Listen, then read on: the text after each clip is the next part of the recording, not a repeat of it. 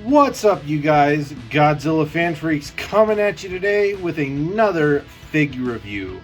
And today we are going to be taking a look at none other than Scareglow from the Masters of the Universe Revelations Masterverse line.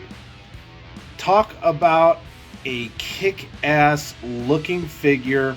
As you can tell, this is another nighttime review. The light is a little more vibrant. You see a little bit more of the glow. And that is because this guy has another glow in the dark feature. It's not as cool as the Origins one for sure, but it is still, something to show off nonetheless.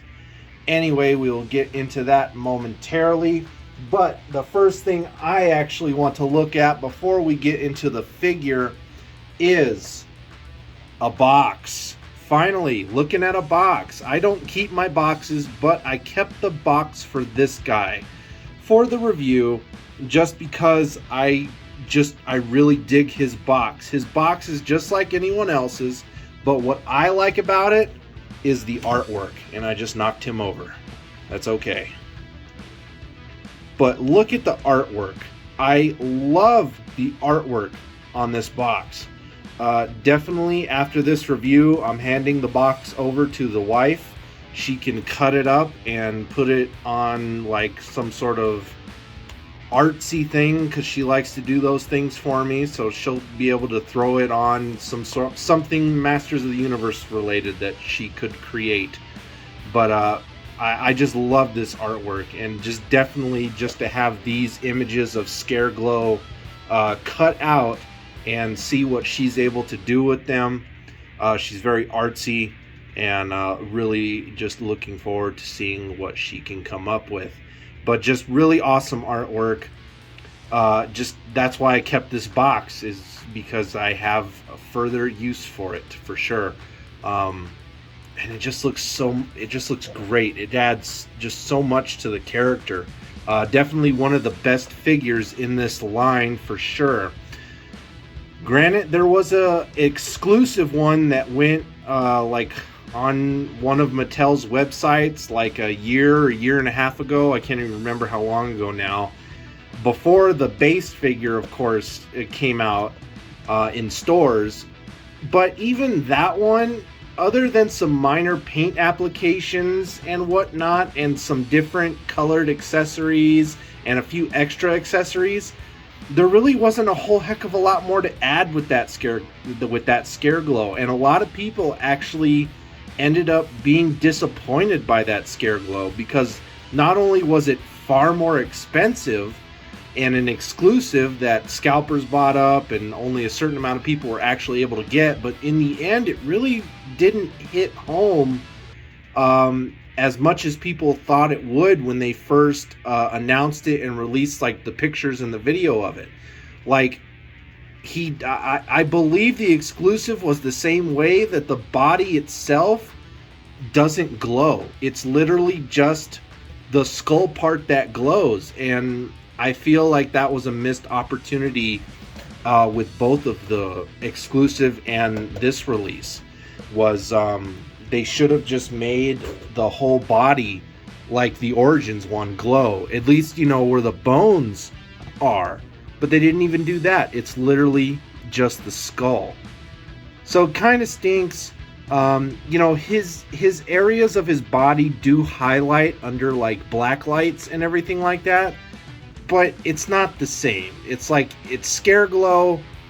Why didn't you make him more of a glow-in-the-dark figure? Why did you just do the head sculpt that way?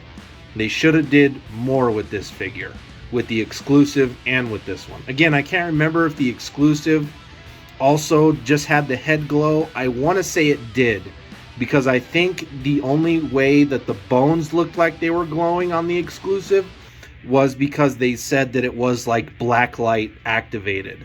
So it kind of gave off that illusion that it was glowing, but it was really just that paint that gives off the appearance that it's glowing under a black light. So I'm going to put his accessory to the side for right now, And let's just get on into the figure. Enough blabbering around. We are at 5 minutes in and we haven't even fully started. Just taking a look at Scareglow here. His paint applications, really nice, really spooky. Again, he's a kick-ass looking figure. I love this guy. Nick Adams from the Monster Report also has this guy. And granted, I'm recording this review ahead of time. So depending on when this goes up, he might have reached out to me and we might have gotten together because he actually wanted to do a skit for his Scareglow with me on over the phone, doing like a funny little skit. And so I think we might end up doing that soon. So by the time this review's out, his review might be out over on the Monster Report channel, but maybe not. It just really depends when we get around to it. But either way, go check out Nick Adams from the Monster Report. Great guy, great channel. Pretty much just like me, talk about anything Godzilla, Kaiju, Masters of the Universe, anything nerd, geek related, we just love. So anyway, again, geez, I'm sidetracking myself. Figure review time. Paint applications. For his body, a very nice matte black. It actually does have a little bit of a gloss black in certain parts, like on the shoulders and whatnot, but looks really good all the way around. As far as his like bone highlights and everything like that, a very nice like yellowish ivory bone color. And you would think that this is like glow in the dark paint, but it's not. And again, that is really disappointing. The head, though, is fully made out of a glow-in-the-dark plastic. That is a full glow-in-the-dark plastic mold. You got blacks, you got red pupils for the eyes, look really nice. Little bit of shading around the mouth so the teeth pop a little bit. Up here on his cowl, is that what that's called? Cowl, collar. You know, a very nice dark purple, kind of like Skeletor. Got a nice little, you know, silver chain that goes across there. The braces on his forearms, a very nice metallic purple. Look really good. Same thing for his belt that goes across. For his, not really loincloth, but lower robes, you got that same kind of dark purple. And again, this is where I have to agree that I actually like the cloth cape. I'm glad he doesn't have a rubber cape. The cloth cape on Scareglow works very well here. It's a very nice purple and a very nice felt material. And again, it's not just straight edged. You get all this awesome, you know, cut up, spooky cape texture. And the exclusive Scareglow actually had like wires running through his cape, so you could actually articulate the cape better. This one kind of just droops, but still it looks great nonetheless on this guy. Again, a really solid release, a really great figure. All that bone paint continues down onto his legs here, even underneath the, you know, loincloth skirt here. They didn't, I mean, they could have just been lazy and not even have done that part, but they did. They did it all the way. Even on the underside of his boot, you know, you move the boot there, they did that there. They didn't even have to do that because that was kind of going to be hidden by the boot itself. Again, which is why I can't think why they didn't do a glow-in-the-dark paint for this. It's such a missed opportunity, in my opinion. They should have did it. It's Scareglow. Come on, guys. But really awesome paint in the hands. Look great. Again, he does have another hand accessory, but all my accessories are put away for these guys, so I did not pull that out. My apologies for that. I do have to just go through my accessories and sort them better. That way I do have easier access to them. Detail, though, Muscular body all the way around. He pretty much is sporting the same body as Skeletor and He-Man. Again, you have those reusable molded parts. Looks really nice. I didn't even finish with paint applications. I'm all over the place with this guy, and this figure review is turning out to be a lot longer than I want it to be. Boots, same metallic purple, and then you got a little bit of silver. There we go. Done with paint. Detail, muscle, same body. Okay, we're caught up. Bones look really good. He even has some detail on this bone to where it's like cracked and broken. I think that is actually a really nice touch. Again, the face mold looks great. It looks scary. It looks spooky. It just looks great. His cowl, cape, collar, whatever you want to call it. You got wrinkles and everything up here in this plastic mold. It just looks great. Again, cape, you have all this very nice cut up spooky detail at the bottom. Belt, braces, you have those studs. Look really good all the way around. His lower, robe, loincloth, you got these nice wrinkles and lines throughout. Looks great. Legs, muscular. Boots, really nice. I really like the boots. I like where it comes up here over his shins to his knees. I like those. I like that spiky design. Just looks great. Little bit of a paint scuff on mine, but really nothing to worry about. No big deal. But I really like the boots. The boots just look great on this guy. Next, moving on to articulation. He can look up ever so far. He can look down very far. He can look left. He can look right. You can tilt his, this one, you can't really even tilt his head. You can't really tilt his head whatsoever. You can't really rotate it all the way around. The collar gets in the way. For his arms at the shoulders, you can bend them outward, downward. You can kick them forward, kick them backward pretty far because there's really nothing hindering that joint. Bicep swivel, really nice to have a bicep swivel like always. Double jointed elbows, get a really nice bend out of them.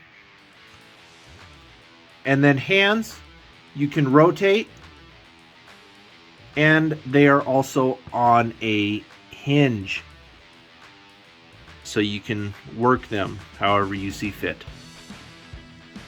He does have an ab crunch, so you can lean him back ever so far. You can lean him forward ever so far. You can tilt side to side. Can't really rotate it. It just kind of springs back just like all the other figures. But he does have that waist joint, so you get that movement there from side to side.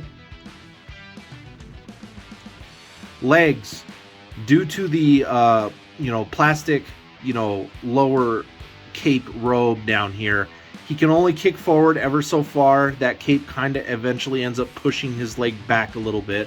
But you can kick forward, you can kick backward. It does have that thigh cut, so you can rotate those thighs. Double jointed knees. Mine are kind of tight, and again, that robe gets in the way, but you do get a very nice bend at the knee. Boot cut like always, so you can rotate those boots. Oh, can't forget the famous Eternia splits. Scareglow can definitely do the Eternia splits. For his feet, on a hinge, you can tilt them downward, you can tilt them upward, and then of course you can rotate them for a pivot. So really good articulation on this guy, really great. Let me go over his accessory, and then last we will go over his glow effect. Here is his spear, scythe, axe. I forget what this weapon is called still. I don't know why I am not Googling it before these reviews, so I know exactly what it's called. But a very nice dark green, very nice detail along the staff part of it. Very nice spike hooks up here, a very nice spear point, and then a very nice curvature here to this axe blade. And you even have a line there to more define that edge. And it just looks really good. Fits in his hand really well. Not a problem. Scareglow is ready for battle. So anyway, you guys, that about does it. And now we are going to go on to the glow segment. So we will be right back momentarily. And guys, we are back. And there is Scareglow. There is his glowing skull. Again, not as cool, not as bright as the Origins, but still, it's pretty cool nonetheless. And you can actually already start to see it fade. It does not hold its charge as well as the Origins figure does either. The Origins Scareglow glows, like if you give it a good amount of light, it'll stay lit for a good amount of time. But this one loses its charge fairly quickly. Again, I really wish all the bones and everything were a glow-in-the-dark paint.